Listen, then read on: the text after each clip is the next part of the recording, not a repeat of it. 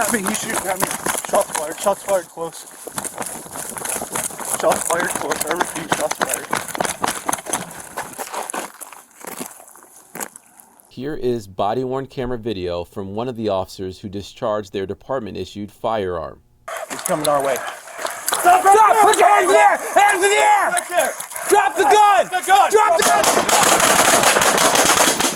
Here is body-worn camera video from another officer who responded to the incident. This video has been slowed down to show relevant information.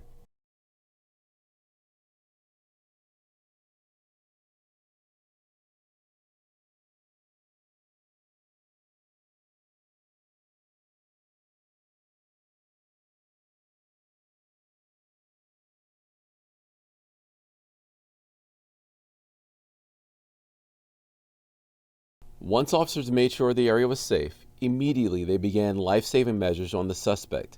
Despite these efforts, the man was pronounced deceased at the scene. No officers or other community members were injured in this incident. The male suspect has been identified as 31-year-old Alfred Lopez Minor. Mr. Lopez Minor was a former contracted employee of Tohono Chul Park. Here's a photo of the firearm that was found near Mr. Lopez Minor. The Oro Valley police officers who discharged their department-issued firearms have been identified as Officer Christopher Brandstrom, who has 6 years of service with the department, Officer Manny Guerrero, who has 24 years of service with the department, and Officer Matthew Farmer, who has 2 years of service with the department. The Pima Regional Critical Incident Team continues to investigate this incident. As is standard practice with all officer-involved shootings, all findings will be presented to the Pima County Attorney's Office for review when the investigation is complete.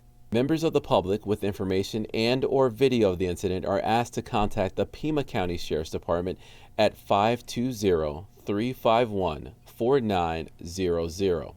This is still an active investigation.